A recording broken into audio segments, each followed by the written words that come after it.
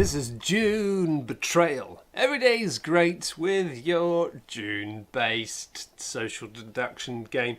This is a little box social deduction game that's got some slightly funky stuff going on, and it features all of the characters you know and love from the upcoming film to do with Dune, featuring the bad people who have no hair and are sad, and the good people who have beards but still look like they really don't like your choice of karaoke song. So in this game, you're either going to be of House Harkonnen or House Atreides, and you're going to be trying to sway the battles at the end of the game to your favour. Now, first of all, you've got to work out who you are. And at the start of the game, everyone is going to be given one card that shows them the character they're actually playing as in the game. Maybe you are Mr. Baron Harkonnen himself, or maybe you are that really sexy man from Star Wars, Duke Leto Atreides. It's been a long time since I've been looking at it. I'm looking forward to the film. Hopefully it's not bad. So, the way it works is you get this secret identity, and then after that you're going to be given some cards, right? Everyone's going to get given one card that says House Atreides, one card that says House Harkonnen, and one card that says fighter on it, just saying this agent is a fighter. And then based on the card that you got given, you're going to keep two of these. Now, if you got given, for instance, a Harkonnen fighter character, then you would keep these two and say that you're going to be House Harkonnen and you are a fighter. You keep both those cards and you keep them face down in front of you, and that would represent who you are. It's pretty simple. The only thing that's a bit weird here is the fact that if you are a noble, then you kind of keep yourself so secret that basically you keep the House Atreides and House Harkonnen cards, which means, ooh, you're powerful, but also mysterious. So these two cards go in front of you next to your actual identity card, and they remain secret throughout the whole game, mostly. It's a social deduction game, which means people are going to be trying to guess who you are, yes, but also people are going to be trying to have a little peek here and there using powers and things that trigger during the game. Throughout the game, we're going to have 3 different action rounds and then 2 targeting rounds, which effectively is a big battle at the end to see what happens. In the action round, you're going to be choosing one of the 3 cards currently available in this rolling refilling shop of things.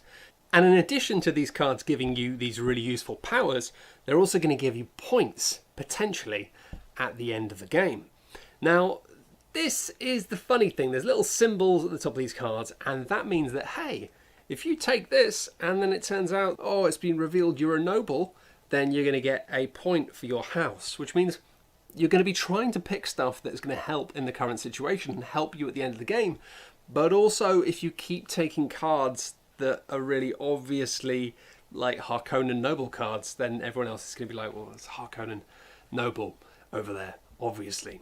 Some of these cards are going to let you actually peek at other people's cards, and for example, choose one of their 2 traits, have a look at it, at which point that card will then be locked, so nobody else can peek at it for the rest of the game.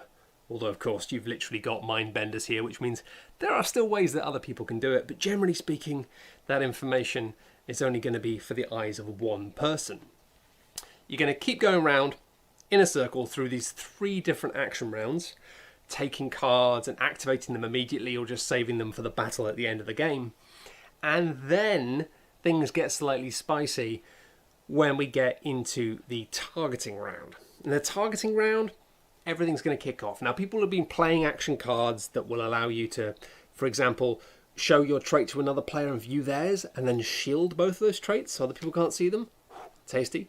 You can use cards to reject things and interrupt stuff immediately. You can use cards to put assassination tokens on other players, which means at the end of the game, that player is inherently going to get -1 points for their team, or give them a sigil to give them an extra bonus point at the end of the game. So these things are effectively going to be ongoing, and you're going to be getting a bad sense about a player and maybe trying to put some minus tokens on them because you think that they're a bad egg, whilst trying to protect someone else because you think they are a good egg. But crucially, this isn't a game where there's just one baddie. You're potentially all baddies to everyone, and everyone's trying to hide their identity at all times, which is either incredibly exciting or exhausting, depending on the sort of person that you are. And then crucially, what happens in these two final rounds is every player gets given 2 target cards, and you have to simply choose in the 2 rounds, what are you going to do? One of these cards is a defend card, and one of these cards is an attack card. And in those 2 rounds, you're going to just basically attack someone and defend someone else. Then you're all going to reveal who you are, and depending on who you are, it's all going to score out. So there's talk of assassination and attacking people and stuff, but in reality, it all boils down to points at the end of the game. There's no player elimination or knockout like in Werewolf. And your identity is going to base how effective you're able to defend the points of your team. For example, if you can get everyone to attack a fighter rather than a noble, fighters will lose points when attacked, but not many. Meanwhile, if everyone piles on a noble of the other side, then really their points are going to go all over the place. And then effectively you just keep moving this back and forth, doing all the stuff until you've finished, and hooray, these people have won. Or, oh no, these people have won. Of course, I mean House Atreides and House Harkonnen. So that is it. That is Dune Betrayal, a game of constantly trying to convince people that you're something you're not, in the hope of getting them to accidentally assassinate their friends. Relatable content.